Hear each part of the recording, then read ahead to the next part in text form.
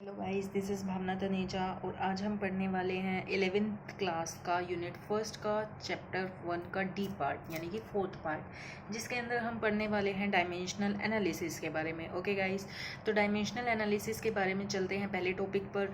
इसके अंदर हम पढ़ेंगे dimension of a physical quantity. तो सबसे पहले ये बात कि फिजिकल क्वांटिटी की डायमेंशंस क्या होंगी, डायमेंशन होती क्या है। ओके, तो dimension of a physical quantity are the powers of fundamental physical quantities in terms of m, l and t to represent the unit of derived quantities। तो हम यहाँ पर कह सकते हैं डायमेंशन बेसिकली क्या होंगी। Dimension is basically power of fundamental physical quantities. Okay, of fundamental quantities we can say in terms of m, l, mass, length and time।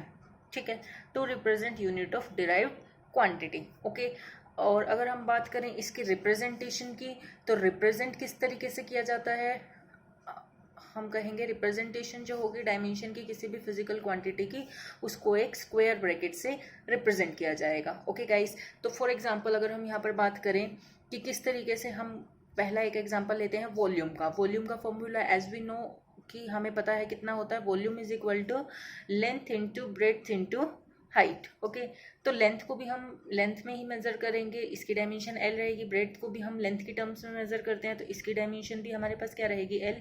Height को भी हम लेंथ की टर्म्स में ही मेजर करते हैं, डिस्टेंस एक तरीके से। तो इसकी जो यूनिट या फिर हम यहाँ पर कहें डायमेंशन, अगर हम स्क्वायर ब्रैकेट की टर्म्स में लिख रहे हैं तो वो भी क्या रहने वाली है, एल की फॉर्म में। ओके गाइस, तो अगर हम इसे कंबाइन करें तो ये कितना हो जाएगा, एल की पावर 1 1 1। तो कंबाइन करेंगे तो क्या हो जाएगा, एल की पावर 1 + 1 + 1 3, 1 + 1 2, 2 + 1 3। ओके, तो हम यहाँ पर कहेंगे कि वॉल्यूम जो होगा that is 3 dimension in length. Okay, तो यहाँ पर इसकी जो पावर है 3, वो हम क्या कहेंगे कि लेंथ की जो यहाँ डायमेंशन है वो क्या होगी, 3 डायमेंशन इन लेंथ। वॉल्यूम की जो डायमेंशन हम यहाँ पर कह सकते हैं लेंथ की टर्म्स में। ओके गाइस, और अगर हम बात करें मैकेनिक्स के अंदर, हम बेसिकली सभी क्वांटिटीज़ को एम, एल एंड टी की टर्म्स में ही रिप्रेजेंट करते हैं। ओके, और नेक्स्ट अगर हम यहाँ पर एग्जांपल देखें सेकंड कि किस तरीके से वेलोसिटी का formula, as we know velocity का फॉर्मूला हम 10th क्लास में पढ़ चुके हैं, क्या होता है, डिस्प्लेसमेंट अपॉन टाइम। ओके, तो डिस्प्लेसमेंट अपॉन टाइम, डिस्प्लेसमेंट हमारा क्या रहेगा, डिस्प्लेसमेंट को भी हम लेंथ की टर्म्स में मेजर करेंगे और टाइम को हम टी की टर्म्स में मेजर करेंगे। ओके, तो एल और टी को अगर हम ऊपर लेके जाएंगे, नीचे इसकी पावर 1 है, ऊपर जाके ये पावर चेंज हो जाती है, साइन चेंज हो जाता है, तो एल टी की पावर -1। ठीक है, तो अगर हम यहाँ पर कहें कि m तो यहाँ है नहीं, तो हम m की डायमेंशन यहाँ क्या कह सकते हैं, m raise to power 0, l to power 1, t की पावर -1। तो हम यहाँ पर कहेंगे कि डायमेंशन ऑफ वेलोसिटीज जो होगी वो क्या होंगी, अगर हम यहाँ बात करें डायमेंशन ऑफ वेलोसिटी, तो डायमेंशन ऑफ वेलोसिटी आर, हम कहेंगे 0 इन mass, 1 in length and -1 in time.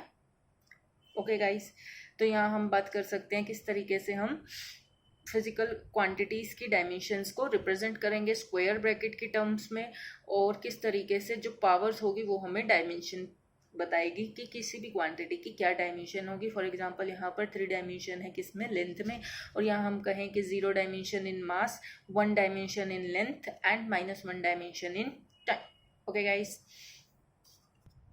और अगर उसके बाद नेक्स्ट हम बात करें second dimensional formula and dimensional equation, तो dimensional formula and dimensional equation हमारे पास क्या रहेगी, बेसिकली फॉर्मूला क्या होगा, ऐसा एक्सप्रेशन जो हमें ये बताए कि how and which of base quantity represent a physical quantity. Okay, तो उसे हम कहेंगे dimensional formula and dimensional equation. अगर हम फिजिकल क्वांटिटी को उसके डायमेंशनल फॉर्मूला के इक्वल रख देंगे तो वो हमारी क्या हो जाएगी, डायमेंशनल इक्वेशन। ओके गाइस, तो अब हम सबसे पहले बात करें क्या, डायमेंशनल फॉर्मूला की। तो डायमेंशनल फॉर्मूला हमारा क्या होगा, the expression which show how and which of the base quantity represent a physical quantity. Okay, तो यहाँ पर हम कहेंगे how and which of base quantity represent a physical quantity, तो उसे हम कहेंगे dimensional formula of the physical quantity. For example हम यहाँ पर बात करें अगर डायमेंशनल फॉर्मूला किसका, वॉल्यूम का। ओके, तो डायमेंशनल फॉर्मूला हम अगर वॉल्यूम का बात करें तो कितना हो जाएगा हमारे पास m की पावर 0, वॉल्यूम जो होगा क्या होता है length into breadth into height, अभी हमने पढ़ा, तो m की पावर 0, l की पावर 3, t की पावर 0। तो ये जो होगा ये हमारा क्या हो गया डायमेंशनल फॉर्मूला किसका, वॉल्यूम का। ओके, अगर इसी तरीके से हम बात करें dimensional formula of velocity, velocity क्या होती है हमारी, उसकी यूनिट हम देखें तो डिस्प्लेसमेंट अपॉन टाइम मीटर पर सेकंड, तो यहाँ हम क्या कहेंगे m⁻⁴ l t की पावर -1 मीटर पर सेकंड। तो ये डायमेंशनल फॉर्मूला हो जाएगा हमारा किसका, वेलोसिटी का। ओके, अगर हम बात करें डायमेंशनल इक्वेशन की, नेक्स्ट अगर हम बात कर रहे हैं यहाँ डायमेंशनल इक्वेशन की। ओके गाइस, तो डायमेंशनल इक्वेशन हमारी क्या रहेगी, जब एक फिजिकल क्वांटिटी को इक्वेट कर दिया जाए उसकी डायमेंशनल फॉर्मूले से, तो वो हमारी जो होगी वो क्या हो जाएगी डायमेंशनल इक्वेशन। ओके, तो जैसे कि हम यहाँ पर एग्जांपल ले सकते हैं, जैसे हमने वॉल्यूम को इक्वेट कर दिया, जब हम एक किसी भी फिजिकल क्वांटिटी को इक्वेट कर दें उसके डायमेंशनल फॉर्मूला से। ओके, तो ये हमारा क्या रहेगा डायमेंशनल इक्वेशन। तो अगर हम बात करें वॉल्यूम की, तो वॉल्यूम को हम फिजिकल क्वांटिटी को इस तरीके से लिख सकते हैं डायमेंशनल फॉर्म में।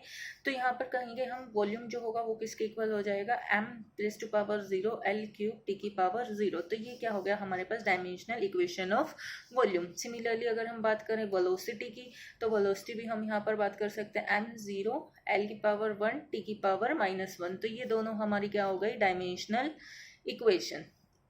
ओके गाइस, तो अगर हम बात करें कुछ मैकेनिकल क्वांटिटीज के डायमेंशनल फॉर्मूला और इक्वेशन की, तो गाइज हम यहाँ पर देखते हैं नेक्स्ट कुछ डायमेंशनल फॉर्मूलाज और इक्वेशन ऑफ डायमेंशनल फॉर्मूला और इक्वेशन ऑफ सम क्वांटिटीज। कुछ मैकेनिकल क्वांटिटीज के हम डायमेंशनल फॉर्मूला देखेंगे और कुछ नॉन मैकेनिकल क्वांटिटीज की। तो सबसे पहले अगर हम देखें कुछ मैकेनिकल क्वांटिटीज, तो कैसी मैकेनिकल क्वांटिटीज होंगी हमारे यहाँ पर, हम उनके ऊपर बेस्ड फॉर्मूला देखने वाले हैं। ओके, तो सबसे पहले अगर हम यहाँ बात करें क्या, एरिया, एरिया का बेसिकली हमें फॉर्मूला पता है। एरिया का फॉर्मूला क्या होता है लेंथ इंटू ब्रेड्थ, तो इसकी डायमेंशन हम इजीली निकाल सकते हैं। तो l into L that is l²। Okay, या फिर हम इसे इस टर्म्स में भी लिख सकते हैं m/l/t की टर्म्स में, m की पावर 0 l की पावर 2 t की पावर 0। ठीक है, तो अगर हम इसकी यूनिट की बात करें तो यूनिट इसकी क्या हो जाएगी एरिया की हमारे पास मीटर स्क्वायर। ओके, नेक्स्ट अगर हम बात करें डेंसिटी, तो डेंसिटी का बेसिकली हमारे पास फॉर्मूला क्या रहता है मास per unit volume. Okay guys, तो मास पर यूनिट वॉल्यूम, मास पर यूनिट वॉल्यूम, मास का हम डायमेंशनल फॉर्मूला लिख सकते हैं m की टर्म्स में, वॉल्यूम हम कहेंगे l³। ओके, तो हम यहाँ पर क्या कह सकते हैं m⁻⁻3 t की पावर 0, mLT की फॉर्म में हम यहाँ पर लिख सकते हैं। और अगर हम इसकी बात करें यूनिट की, तो यूनिट हमारी क्या रहने वाली है इसकी, मास की यूनिट हमारी क्या होगी किलोग्राम, और वॉल्यूम की यूनिट हमारी क्या होगी पर मीटर क्यूब। ओके, तो डेंसिटी की यूनिट हमारी क्या रहने वाली है kilogram per metre cube. Okay guys, and next अगर हम बात करें यहाँ पर स्पेसिफिक ग्रेविटी हम किस तरीके से निकाल सकते हैं, तो थर्ड हम बात करेंगे स्पेसिफिक ग्रेविटी के बारे में। तो स्पेसिफिक ग्रेविटी हम किस तरीके से निकाल सकते हैं, that is density of body upon density of water at 4 degree Celsius. Okay, तो दोनों हमारी क्या हो गई डेंसिटी, तो डेंसिटी डेंसिटी आपस में क्या कर जाएंगी cancel. Okay, that is density of water at 4 degree Celsius. तो हम यहाँ पर कहेंगे डेंसिटी की क्या डायमेंशन होगी मास पर यूनिट वॉल्यूम। ओके, और अगर हम यहाँ पर बात करें इसकी वाटर की डेंसिटी की, तो ये भी हमारी क्या रहेगी मास पर यूनिट वॉल्यूम, वॉल्यूम की क्या होगी l⁻3। तो ये आपस में कैंसिल होकर, तो ये हमारे पास क्या हो जाएगी इसकी डायमेंशन m⁻⁴ l⁻�0 t⁻0। तो हम यहाँ कहेंगे कि स्पेसिफिक ग्रेविटी की ना ही कोई डायमेंशन होगी, that is it have no dimension and no unit, इसकी ना ही कोई यूनिट होगी बिकॉज डेंसिटी डेंसिटी आपस में कैंसिल कर लें, डिवाइड करेंगे जब हम। और अगर हम डायमेंशन देखें तो भी हमारे यहाँ पर 0 डायमेंशंस होंगी सभी टर्म्स में, m, l एंड t की टर्म्स में। तो हम यहाँ पर बात करेंगे that is there is no dimension of specific gravity. Okay guys, and next अगर हम बात करें वेलोसिटी की, तो वेलोसिटी हम क्या कह सकते हैं डिस्प्लेसमेंट पर यूनिट टाइम। तो डिस्प्लेसमेंट को हम लेंथ में मेजर करने वाले हैं। ओके गाइस, तो लेंथ में हम मेजर करेंगे दैट इज l अपॉन में t। तो हम यहाँ पर क्या कहेंगे l t-1। ओके, यूनिट हम इसकी बता सकते हैं, इसकी यूनिट क्या रहेगी, मीटर पर सेकेंड। ओके, तो हम यहाँ पर बात करें नेक्स्ट अब लीनियर मोमेंटम। तो बेसिकली लीनियर मोमेंटम क्या होता है, अगर कोई भी बॉडी जिसका मास m है और अगर वो मूव कर रही है तो उसके अंदर कुछ ना कुछ मोमेंटम एसोसिएट होगा, तो जिसे हम क्या कहेंगे, लीनियर मोमेंटम। लीनियर मोमेंटम का मैथमेटिकल फॉर्मूला क्या रहता है, मास इंटू वेलोसिटी। ओके, तो मास क्या होगा हमारा m इंटू वेलोसिटी हमारी क्या हो जाएगी, metre per second, LT minus 1, that is m to power 1 L to the power 1 T to the power minus 1। और अगर हम इसकी यूनिट की बात करें तो यूनिट क्या हो जाएगी, मास की यूनिट क्या होगी हमारी किलोग्राम, और वेलोसिटी की यूनिट हमारी क्या होगी, मीटर पर सेकेंड। तो ये हमारी क्या हो जाएगी इसकी unit, kilogram metre per second. Okay guys, और नेक्स्ट अगर हम बात करें फोर्स की, तो फोर्स का बेसिकली फॉर्मूला हमारे पास क्या रहता है, मास इंटू एक्सेलरेशन। ओके, तो मास इंटू एक्सेलरेशन। अब हम यहाँ पर बात करें मास की m, और एक्सेलरेशन क्या होता है, change in velocity per unit time. तो चेंज इन वेलोसिटी हमारे पास क्या होगा, वेलोसिटी की यूनिट हमारी क्या होती है, L to the T to the power minus 1 metre per second, और पर यूनिट टाइम एक्सेलरेशन क्या होता है, change in velocity per unit time, यानी कि वेलोसिटी अपॉन टाइम हम यहाँ पर कंसीडर कर सकते हैं कि देखेंगे किस तरीके से इसकी डायमेंशन होंगी। तो यहाँ पर हम क्या कह सकते हैं, बेसिकली हम यहाँ एक्सेलरेशन की निकाल सकते हैं, कैसे कहेंगे हम, change in velocity per unit time. तो चेंज इन वेलोसिटी हम यहाँ पर इसका फॉर्मूला कह सकते हैं, change in velocity per unit time. अब वेलोसिटी की क्या होती है, मीटर पर सेकेंड, यानी कि L अपॉन में T, और नीचे क्या हो जाएगा हमारा T।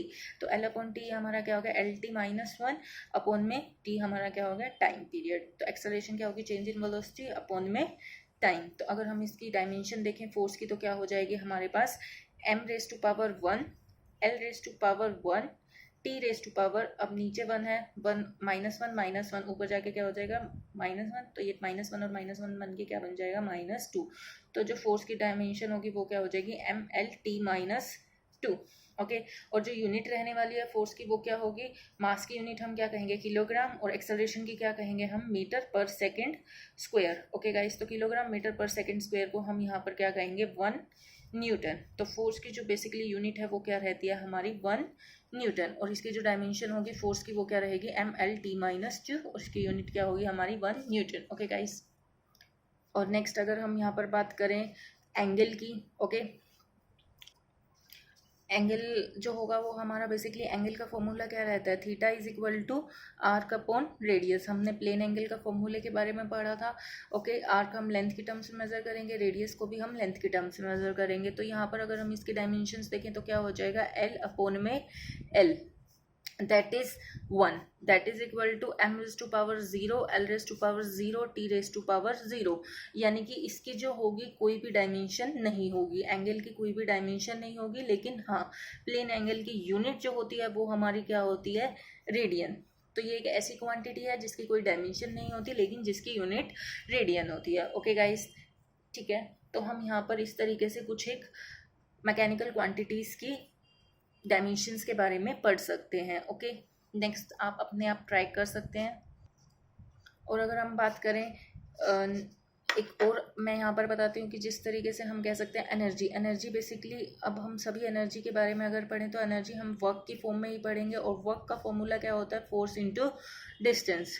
ओके गाइस, तो फोर्स की जो हमने डायमेंशन पढ़ी है अभी अभी वो क्या हुई है हमारी, MLT माइनस 2 इंटू में डिस्टेंस हम किससे रिप्रेजेंट कर सकते हैं, L से। ओके, तो ये हमारी क्या हो जाएगी, L to the power 2 T to the power minus 2। तो एनर्जी की जो डायमेंशन होगी वो क्या होगी हमारी, ML2 T to the power minus 2। सभी एनर्जी की जो यूनिट होगी वो डायमेंशन होगी वो यही होगी। और अगर हम बात करें यूनिट की, तो यूनिट क्या हो जाएगी, फोर्स को हम किस में मेजर कर रहे थे, 1 न्यूटन, और अगर डिस्टेंस देखें तो 1 मीटर, 1 न्यूटन मीटर, और या फिर हम इसको कह सकते हैं 1 जूल। तो 1 joule is basically the unit of all types of energy. और एनर्जी, सभी एनर्जी की जो डायमेंशन रहने वाली है वो यही डायमेंशन रहने वाली है, ML2 T to the power minus 2। और अगर नेक्स्ट हम बात करें कुछ एक नॉन मैकेनिकल क्वांटिटीज़ की, तो कुछ नॉन मैकेनिकल क्वांटिटीज़ की क्या क्या डायमेंशन रहने वाली है, हम यहाँ पर कुछ एक एग्जाम्पल कंसिडर कर लेते हैं गाइस। तो some non mechanical quantities. Okay, तो कुछ नॉन मैकेनिकल क्वांटिटीज जैसे कि हम यहाँ पर एग्जांपल ले सकते हैं heat is also a type of energy, heat को हम Q से रिप्रेजेंट करते हैं, तो Q भी हमारा एनर्जी की यूनिट यहाँ रहेगी। एनर्जी जो होगी वो हमारी क्या होगी, mL2T⁻⁻²। मैंने अभी बताया कि एनर्जी चाहे किसी भी फॉर्म में हो, उसकी जो एनर्जी हीट एनर्जी हो चाहे मैकेनिकल एनर्जी हो, उसकी जो डायमेंशन है वो हमारी कैसे रहने वाली है, mL2T⁻²। इसकी जो यूनिट है वो कैसी रहने वाली है, जूल। ओके गाइस, सेकेंड हम बात करें टेम्परेचर की, तो टेम्परेचर थीटा हम किस में मेजर करते हैं, केल्विन में। ओके, तो अगर हम इसकी यूनिट देखें तो m⁻0, l⁻0, t⁻0, लेकिन हाँ k⁻1 where k is kelvin. और अगर हम इसकी यूनिट की बात करें तो यूनिट जो होगी वो हमारी क्या रहेगी, केल्विन।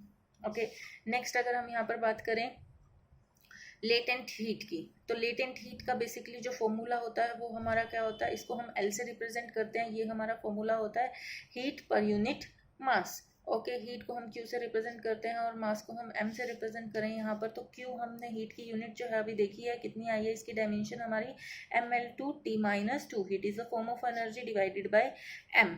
ओके, तो अगर हम बात करें लेटेंट हीट की डायमेंशन की, तो ये कितनी हो जाएगी, m⁻0, l⁻2, t⁻²। ओके, और अगर हम इसकी यूनिट की बात करें तो यूनिट हमारी क्या हो जाएगी, इसकी हीट को हम किस में रिप्रेजेंट करते हैं, जूल में, और मास को हम किस में रिप्रेजेंट करते हैं, किलोग्राम में। तो जूल पर किलोग्राम जो होगी वो हमारी क्या हो जाएगी, यूनिट किसकी, लेटेंट हीट की। ओके गाइज, और ये हमारी क्या हो जाएगी, डायमेंशन। तो बेसिकली हमें कोई भी फॉर्मूला पता हो, हम फॉर्मूले से one by one, step by step कि हम यहाँ पर सबकी डायमेंशंस यूज करके और किस तरीके से हम फाइनली किसी भी फॉर्मूले के लिए, किसी भी फिजिकल क्वांटिटी के लिए डायमेंशन हम इजीली कैलकुलेट कर सकते हैं। Okay guys.